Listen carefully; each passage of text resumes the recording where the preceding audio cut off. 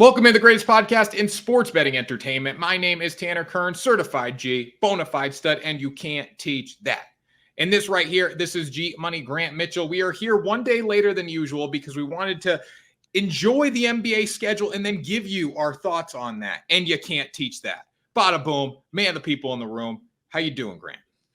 I'm doing pretty well, Tanner. I am doing pretty well. Got an exciting weekend coming up. Also, just some good sports on television right now. Got some exciting personal projects going on.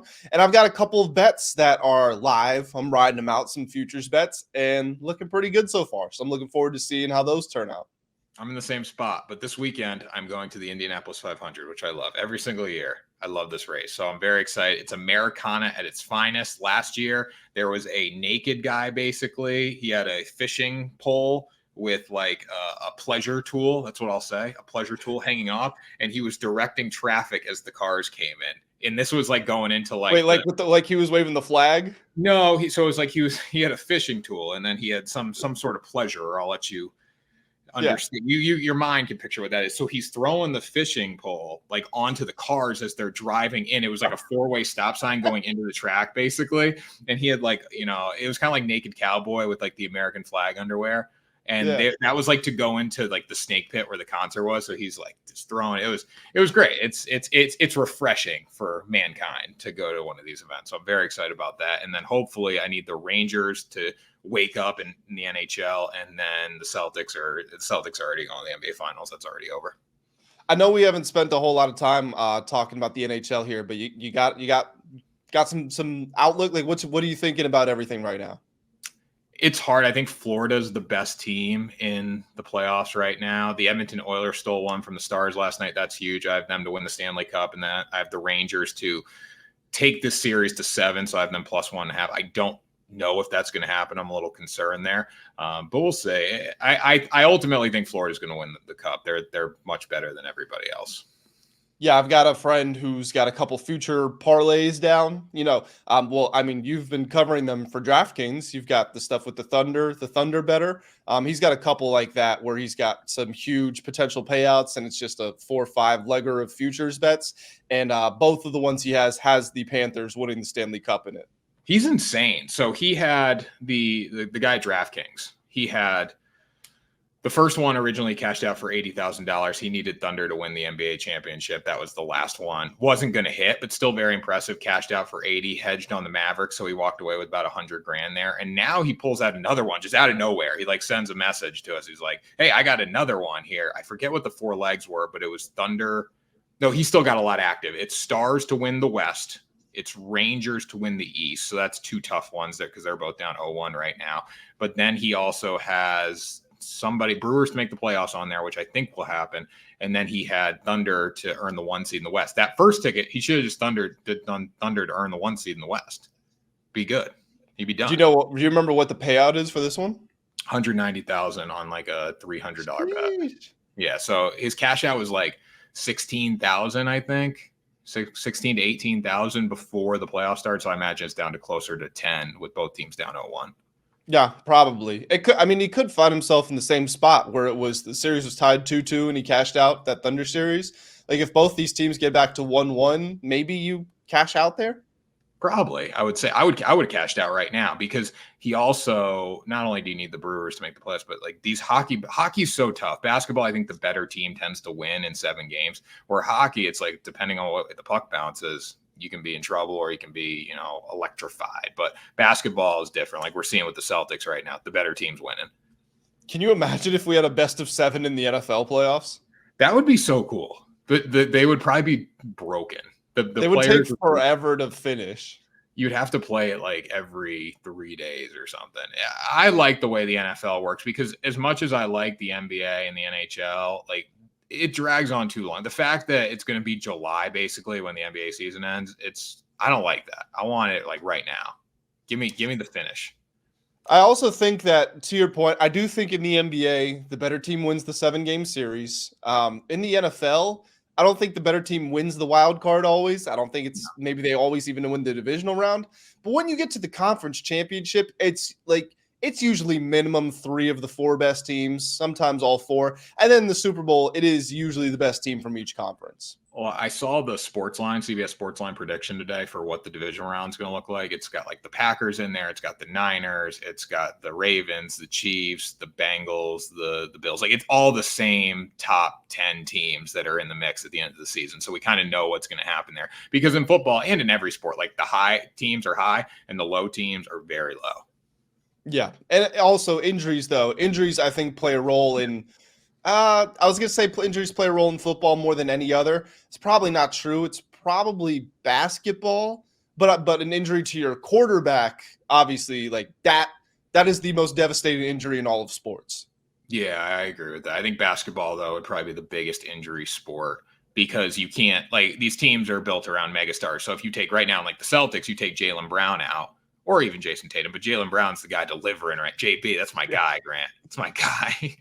It's just funny to hear if you take Jaylen Brown out of the Celtics, like, and you're right, because Jayson Tatum has not been their best player in the playoffs. No, but if you take one of those two guys out, it's going to impact the team. Like taking out Kristaps Porzingis, not that it makes a difference because the Celtics literally have a JV schedule to get to the NBA Finals, but taking out these star players makes a huge difference. Yeah, 100%. And obviously, we are going to talk about the Celtics and the NBA Finals in a second here, but you want to take us on over to our first topic of the day? Yes. Let me pull. I got to pull the tweet up first.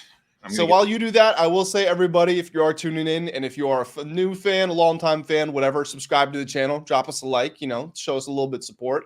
And like I said, Tanner, why don't you take us on over?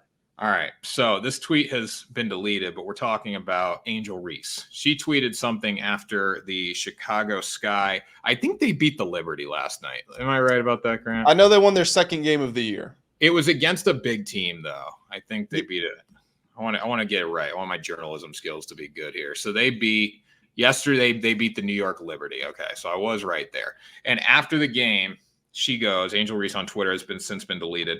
And that's on getting a win in a packed area. She said area, it should have been arena, but in a packed arena, not just because one of our players on our charter flight. So she's taking a shot at Caitlin Clark there. She's taking a shot at Charles Barkley there, who basically came out and said, y'all girls are petty because Caitlin Clark's the one putting you guys on the map and you don't think she is, basically.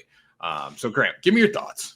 Yeah, so again, just to kind of build off of what you said, it is also not just she's putting you guys on the map, because women's sports as a whole, women's basketball in particular, it is starting to get on the map. I'm not going to say that it's there yet, but it's more on the map than it's been probably ever. And a lot of that is Caitlin Clark. Do players like Sabrina Ionescu and Ajay Wilson and Kelsey Plum and Angel Reese, do they help? Absolutely, because these are all phenomenal players. But it's Caitlin Clark that's bringing the draw, and it shouldn't be disrespectful to call it what it is. I mean, when the NBA was on the verge of going bankrupt when Magic Johnson and Larry Bird joined the league. So all the players before that, is that disrespectful to Kareem Abdul-Jabbar? Is that disrespectful to Wilt Chamberlain? Disrespectful to Bill Russell or Jerry West or Bob Cousy, Sam Jones? Any of these guys? It's just the way it was. You can be phenomenal and people can love you and you can be a Hall of Famer. But if the league isn't making money, then, it's just a simple fact. It's a financial statement. It has nothing to do with what's going on the court. The fact is, when you got Magic and Bird in the league, and then really when you got Michael Jordan in the league, that's when you saw everything change. So nobody is saying that these players in the WNBA aren't great. And Angel Reese is a rookie. She hasn't been there for a while, but I get the point she's taking. But at the same time, Caitlin Clark is a transformative player.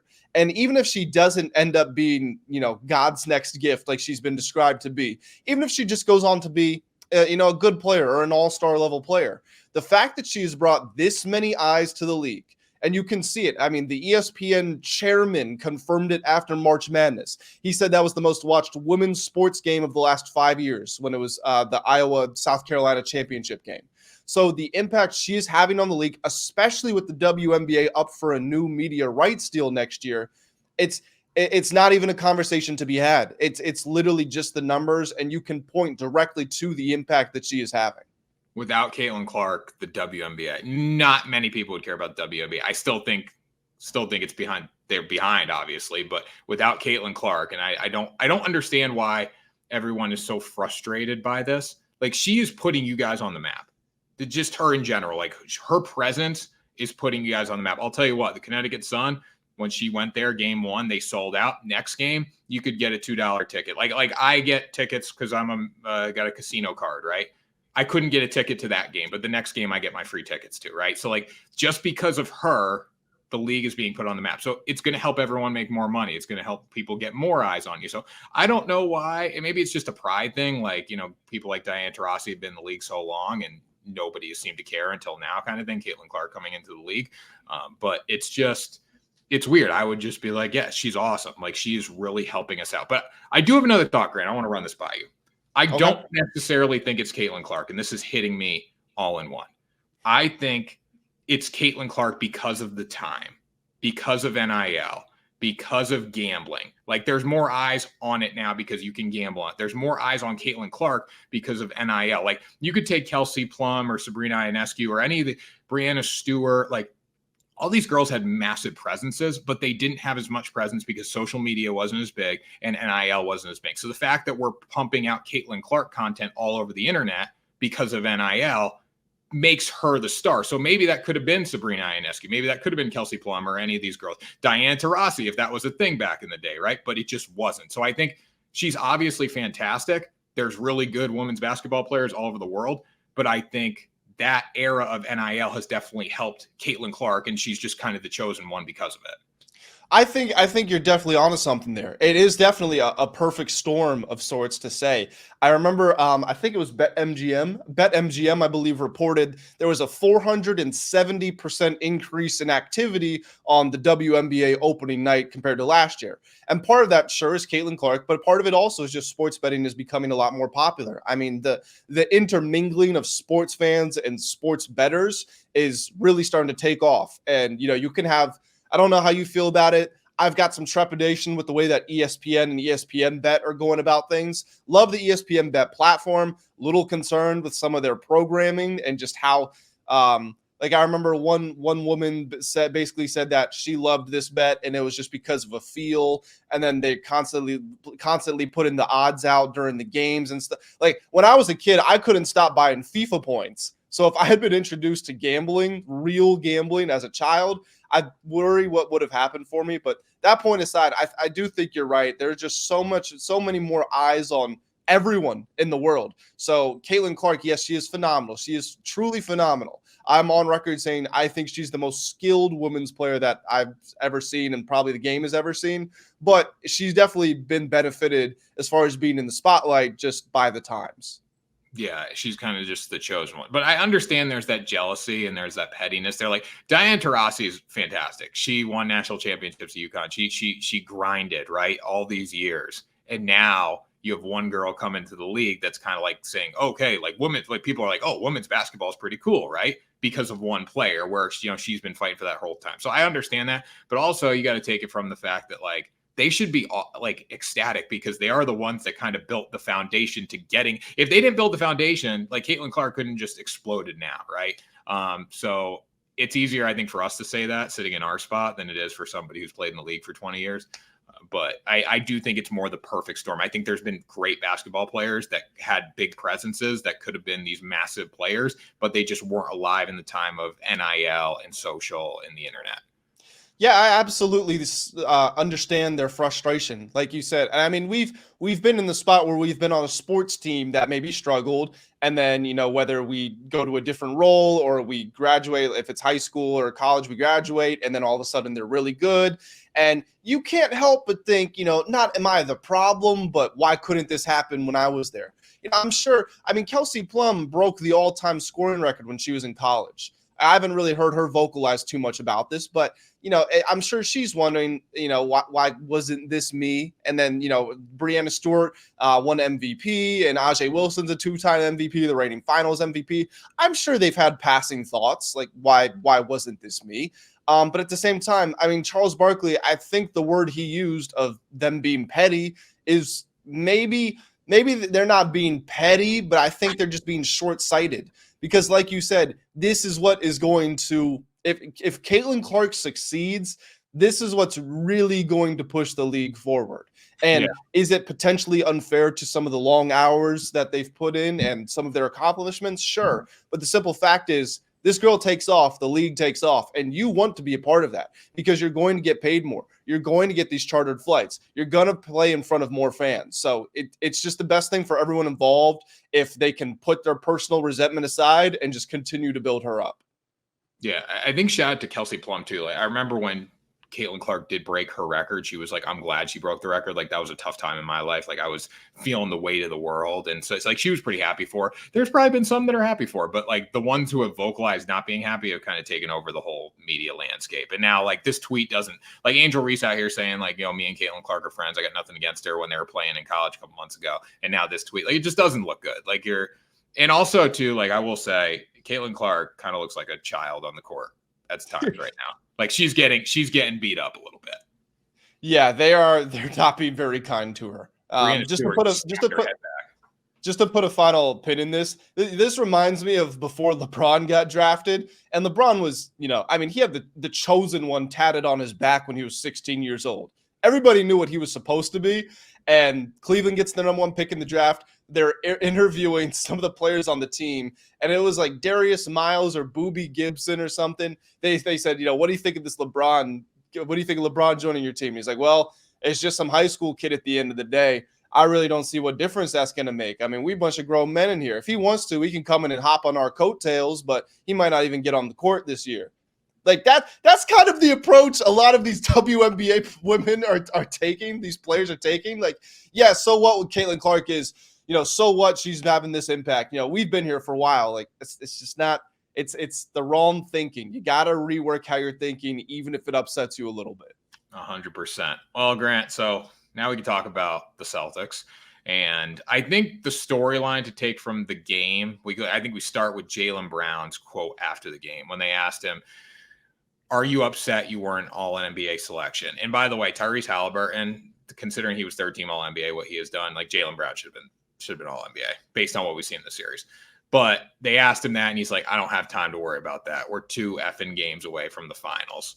I love that. I think that's awesome. I think he's just like saying, hey, JT got to wake up. JT woke up in the fourth. Like, he's kind of taken on that leadership role because Jayson Tatum looks like he's spending too much time with Deuce at daycare.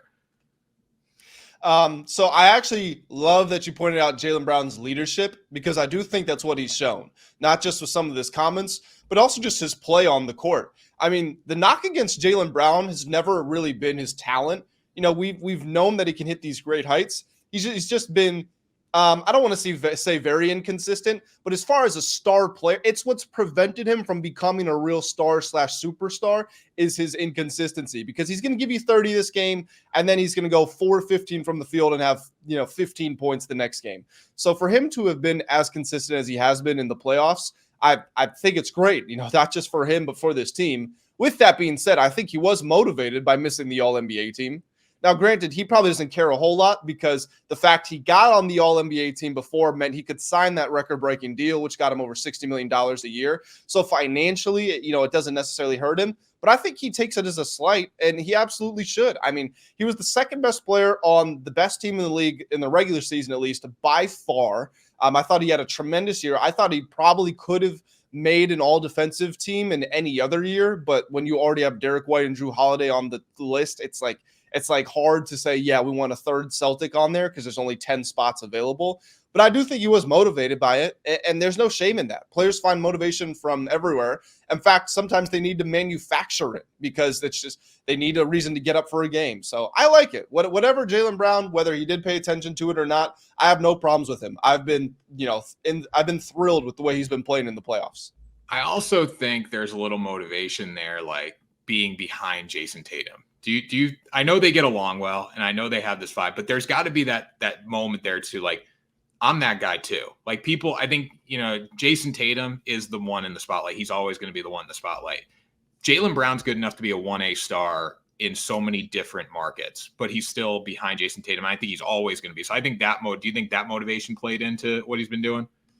I think it could. I think it definitely could. What I find interesting also is a lot of times players in Jaylen Brown's position of being a second option that can average 20, 24, 25 points. You don't get that very often. And a lot of the time, they're going to force their way out and go see what they can do on their own. And, go see how they look with their own team. So I think the city of Boston, just the city, the organization, I don't want to say they owe it to him because they're paying him $60 million a year, but they should probably just be a little more appreciative of the fact that he's, stuck around. And like you said, been willing to turn the reins over to Tatum. Because you got to remember, Brown came in the league a couple of years before Tatum did. Yeah. I mean, I'll be a 1B for $60 million a year. I'm cool with that. Looking at Jayson Tatum, I think he gets a little too much flack. And I know he just said he was hanging out with Deuce too much at daycare, but it's never good enough with Tatum. He's done some good things in the series, done some bad things. 3-point has not been that good, but I personally think he gets a lot of flack for some of it's warranted, obviously, but he's doing a lot out there as well. He is. I would say the criticism is warranted, though, because if you look at that first game, which goes to overtime, I feel bad saying it again. I feel like I've said it on every show for the entire year. I don't give a damn what the Celtics do until they get to the conference finals and it's a fourth quarter and it's tied or they're behind. I've said I truly do not care about anything else that happens. And, conference finals. We're here. And in that first game, Indiana should not be in the game. They've had 1 day of rest. You've had 5. They're coming off of an emotional game 7. They're on the road where you were like 41-6. You were at home. And, you're behind in the fourth quarter. And Jayson Tatum was horrific in the fourth quarter. Now, he was really good in overtime, scored, I think, 11 of his team's 16 points, started like 3 minutes in after he got the and one. But the point is that shot, it goes back to Jaylen Brown. The game's over if Jaylen Brown doesn't hit that shot. And again, throughout this game, Tatum plays well. That's not the frustrating part. The frustrating part is in these crucial moments or in these stretches, he's rarely there. And yes, he's had his moments, like when he had that near 50-point game against the Milwaukee Bucks a couple of years ago, or when he makes 4 threes in the final 4 minutes of that game against the Sixers last year to force a game 6 back at home, or a game 7. He can play well, but I think it's weird because as good as he plays, I feel like every game he's out there, he proves he's not a top 5 player in the world. Colin Cowherd said this, there's no shame in being the 6th best basketball player in the world. And he's absolutely right. But I think that's just where Tatum is settled, and I don't think we should look at him as anything different. I still think he's young, though, and I think there's room to get there. But I do agree with you in the sense of he's disappearing in the big moments. But he's also a guy that's done a lot so far in his time in the league. Jayson Tatum, and when Jayson Tatum is on and when he is feeling it, there's very few basketball players that are better, right? And I think you can say the same thing about a lot of guys when they're feeling it, obviously. But when Jayson Tatum, peak Jayson Tatum is better than peak Jaylen Brown. But we're not getting peak Jayson Tatum consistently in big moments. And that's something that he's got to work on, obviously. Do you want to talk about these all-NBA teams at all, by the way? I mean, do you want to give me a couple quick thoughts on him? I haven't really broken him down too much. So what I find interesting, Jalen Brunson finished 5th in MVP voting, but he was on the 2nd team for All-NBA.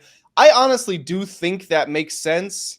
I do think it makes a bit of sense because there's a difference between best and most valuable. And I think Brunson was more valuable to his team than Tatum, but I do think Tatum still had the better year. So I've got no problems with the first team. The second team is Jalen Brunson, Anthony Davis, Kevin Durant, Anthony Edwards, Kawhi Leonard.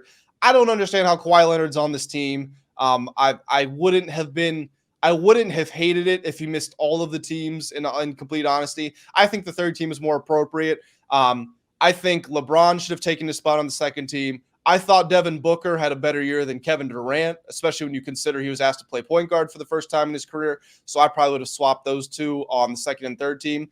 And then you kind of talked about it, and I guess this is a good way to wrap up the series here. But Tyrese Haliburton, he was unreal to start the year. It was right up until January when he had that hamstring injury, which funnily enough, he suffered against the Celtics. He was averaging, I think, 24 and 13 until that point. And then for the rest of the year, he averaged 16 and 8. And I get that still averages out to a really good year. I think it was something like 21 and 11, 22 and 11, something like that. but there was just he played not even remotely close to all-star level basketball for one half of an entire season. So I think Tyrese Haliburton he's more important to the Pacers than Jaylen Brown is to the Celtics. But as far as all NBA, I think Jaylen Brown probably would have taken Haliburton's spot, at least in my list. Here's how you know Tyrese Haliburton isn't that guy. You ready for this, Grant? This sums it all up. Then we can move on to the Western Conference. His point total last night was 18.5. If you're the 1A player in a game that you must win, and I know he's a big assist guy.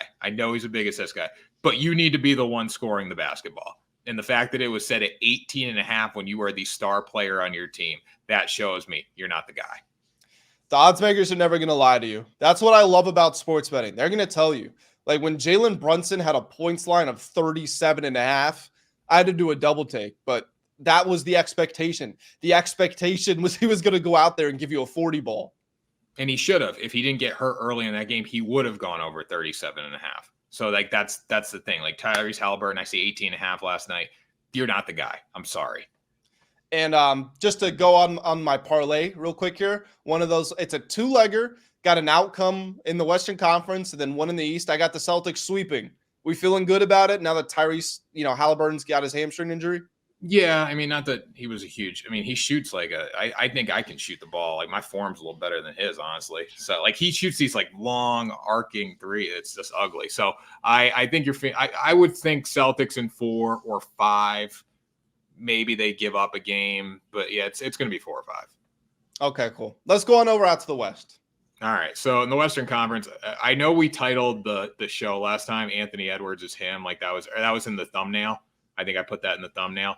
I'm taking that back a little bit. I'm walking back on that. I saw a comment there that was not very happy about what I did in the thumbnail with Anthony Edwards being him because he didn't score a lot of points. I'm like, well, he still had his presence was still felt. Well, at the same time, too, he's gone under 20 points in 3 of his past 4 playoff games. I think you said 4 of his past 6 when we were talking before the show. If I look at you as the 1A player, and I know he's rebounding and I know he's assisting and all that stuff, but if you are the guy that needs to go out and win games, you need to go score. He has not done that, and he has not necessarily been the aggressor, and that's a problem for the Timberwolves. I agree, and I do agree with game 1. I think there are a lot of factors at play here. I'm not going to knock him too hard for what happened against the Nuggets, obviously because they come back to win the series, but also just the way that Denver approached the games. They were showing so much help to him that he couldn't really go anywhere. And if he tried to, they just doubled him. And so he had to get off the ball. He had to. Then it was, like we saw in the NFL where Bill Belichick would put 2 guys on the other team's best receiver and say, okay, go find a different way to win. Like that's what the Nuggets were doing to Anthony Edwards. So I can't criticize him too much for that because he just had nowhere to go. With game 1, he needed to be better. And I love that he stayed involved. He still had 11 rebounds, still had 8 assists. And for a guy that averaged 5 and 5 in those categories, you can tell he's still making the effort. He's not disengaged. And I thought he actually played some good defense. But to your point, when you've got the scoring power of Luka Doncic and Kyrie Irving on the other side, both of them scored 30 last game. They made 3 total threes between them. They went 3 of 13 from beyond the arc. The team as a whole shot 26% from 3.